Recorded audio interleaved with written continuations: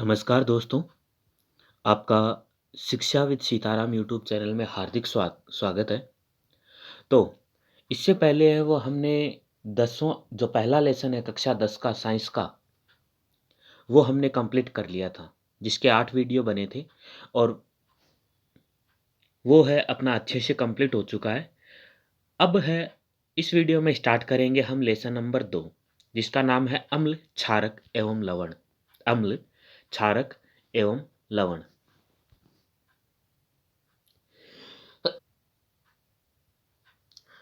तो चलिए देखते हैं। आपने पिछली कक्षाओं में अध्ययन किया होगा कि भोजन का खट्टा एवं कड़वा स्वाद भोजन में विद्यमान क्रमशः अम्ल व क्षारक के कारण होता है। यानी अम्ल है उसका स्वाद है वो कैसा होता है? खट्टा होता है। और जो क्षारक है उसका स्वाद कैसा होता है? कड़वा होता है। यदि आपके परिवार का कोई सदस्य अत्यधिक भोजन करने के कारण अम्लता से तात्पर्य है एसिडिटी, एसिडिटी से अगर पीड़ित होता है तो आप कौन सा उपचार उसे सुझाएंगे? बिल्कुल है, यदि हमें एसिडिटी हो जाती है तो हम क्या करेंगे? कोई क्षारक पदार्थ है वो ग्रहण करेंगे, जिससे जो बैलेंस है वो क्या है? बन जाए और पेट के अंदर जो एसिडिटी है वो खत्म हो जाए। तो कौन सा उपचार सुझाएंगे? नींबू पानी, सिरका। सिरका एक पदार्थ है जिसे अचार के अंदर है वो डाला जाता है, सिरका। या बेकिंग सोडा, बेकिंग सोडा है वो है मीठा सोडा का विलयन। आगे है उपचार बताते समय आप किस गुणधर्म का ध्यान रखेंगे? आप जानते हैं कि अम्ल एवं क्षारक एक दूसरे के प्रभाव को क्या कर देते हैं? समाप्त कर देते हैं। बिल्कुल, अगर अम्लता एसिडिटी अधिक है तो यदि हम क्षारक पदार्थ का ग्रहण करते हैं तो वो क्षारक क्या कर देगा? एसिडिटी के प्रभाव को खत्म कर देगा। अर्थात अम्ल और क्षारक है वो आपस में एक दूसरे के प्रभाव को क्या करते हैं? समाप्त करते हैं।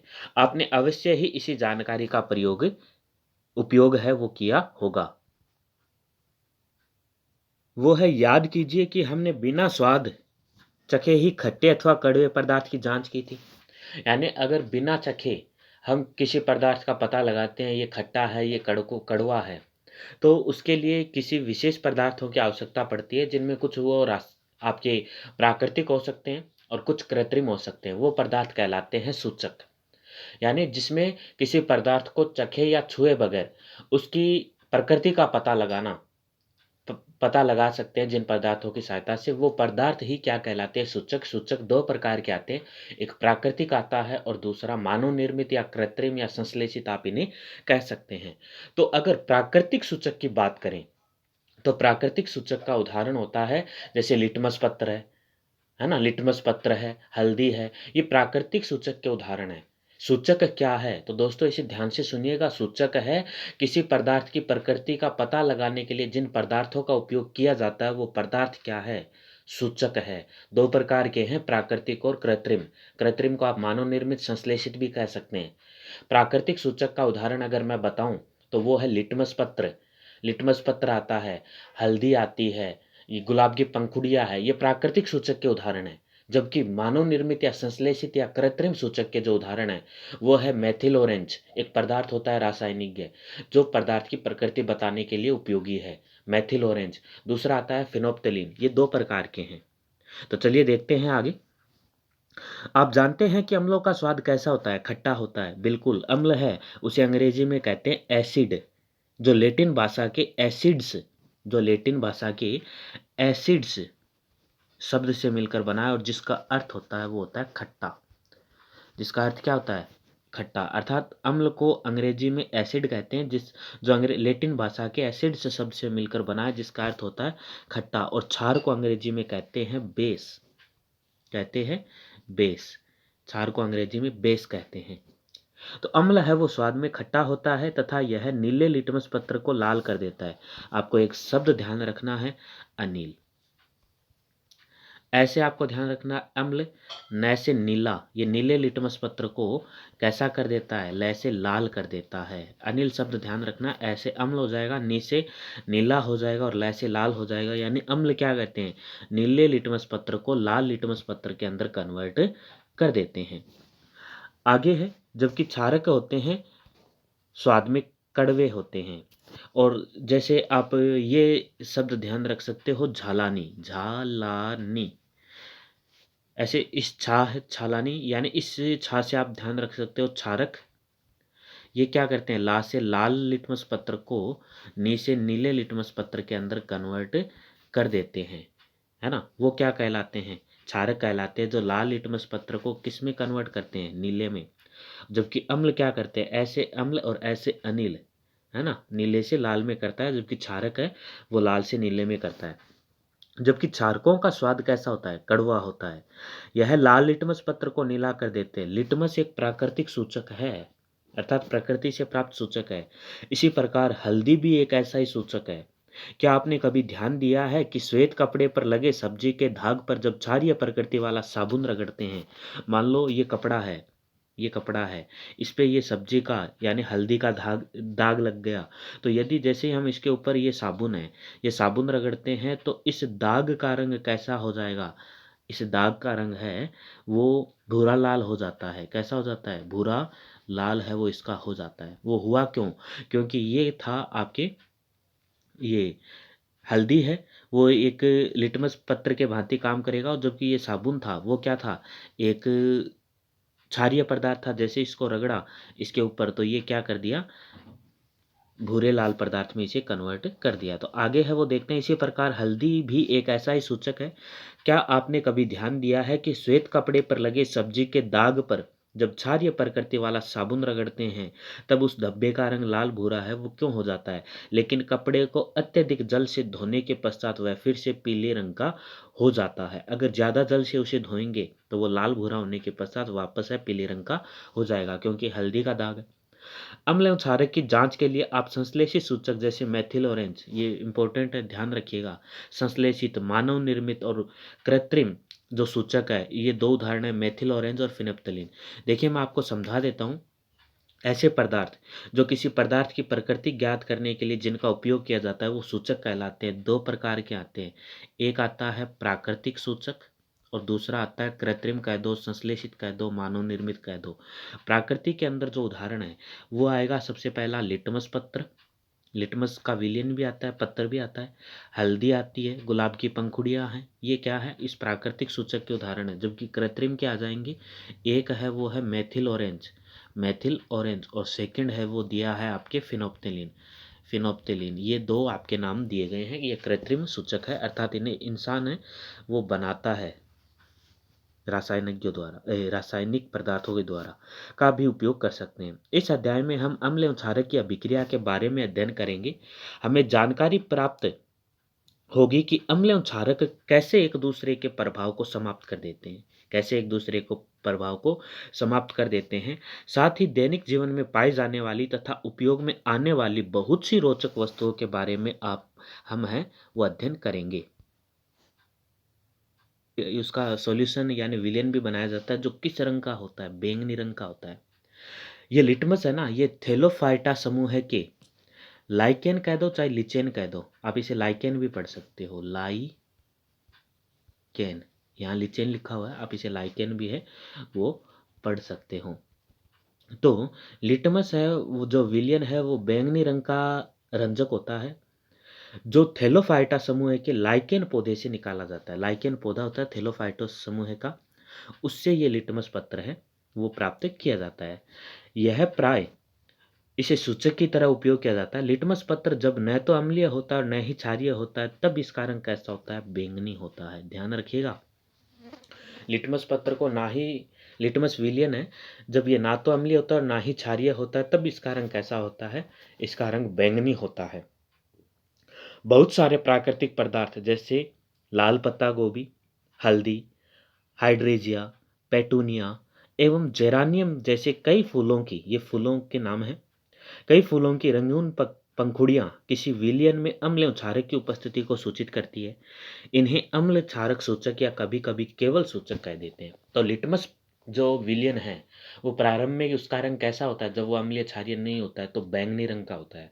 और ये थेलोफाइट लिटमस विलयन है, लिटमस पत्र है, वो किससे प्राप्त होते हैं, थेलोफाइटा समूह है, यानी पादप जगत का एक समूह आता है, थेलोफाइटा समूह है, उसके लाइके नामक पौधे से ये प्राप्त किया जाता है।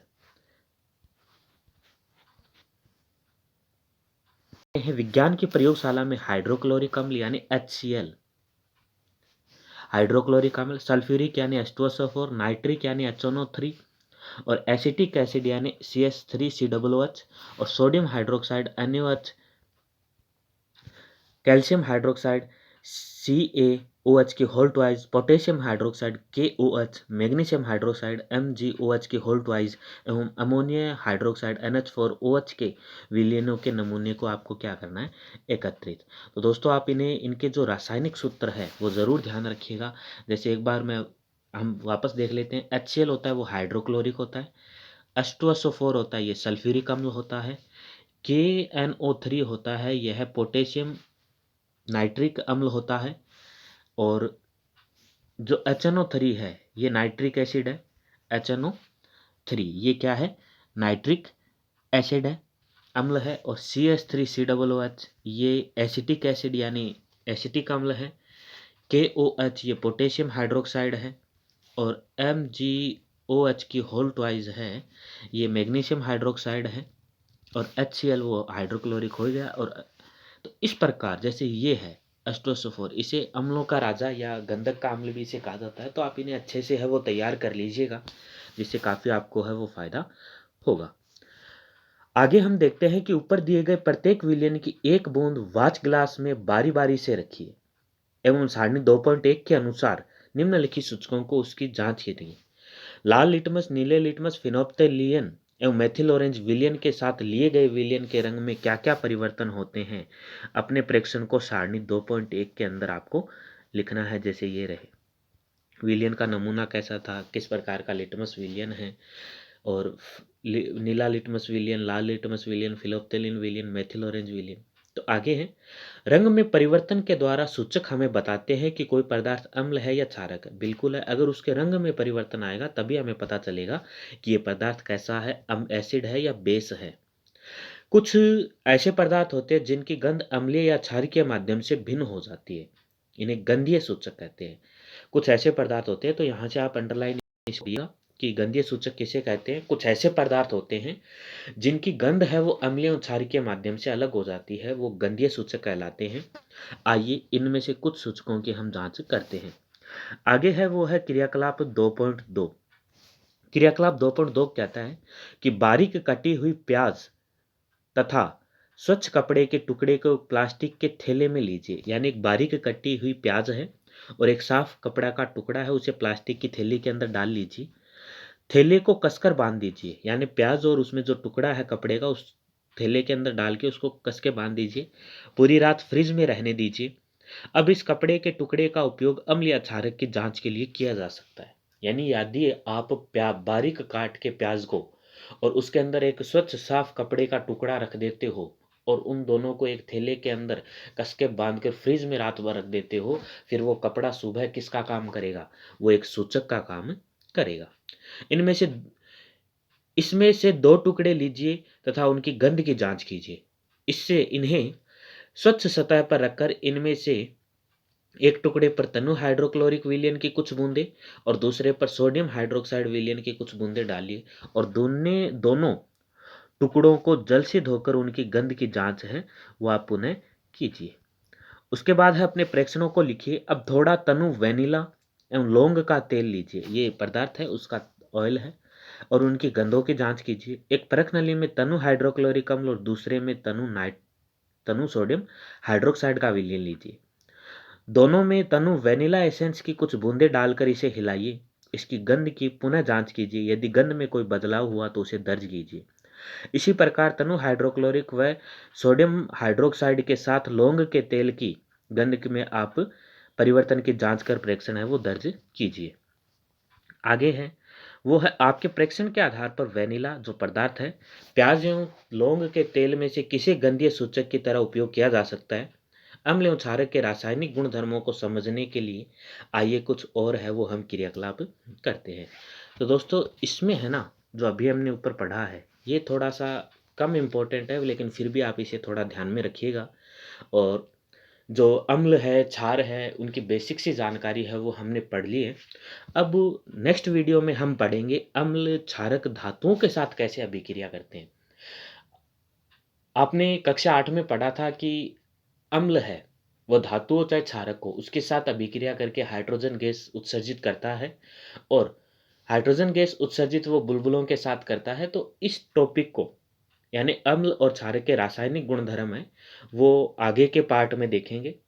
और मुझे उम्मीद है कि आज इस वीडियो में जितना हमने पढ़ा है वो आपको अच्छे से समझ में आया होगा। और आप इसे, जैसे एक बार तो है वो नॉर्मल वे में देख लीजिए, लेकिन फिर आप इसकी स्पीड है वो 2 तक बढ़ाकर या 1.5 या पौने 2 तक बढ़ाकर आप इसे देख सकते हैं, जिससे आपका समय है वो कम लगेगा। लेकिन पहली बार आप इसे देखते हैं तो इसे नॉर्मल स्पीड के अंदर देखिएगा, आपको मुझे विश्वास है कि अच्छे से समझ में आ जाएगा। तो इस वीडियो में इतना ही, मिलते हैं नेक्स्ट पार्ट में एक नए टॉपिक के साथ। जय हिंद, जय भारत।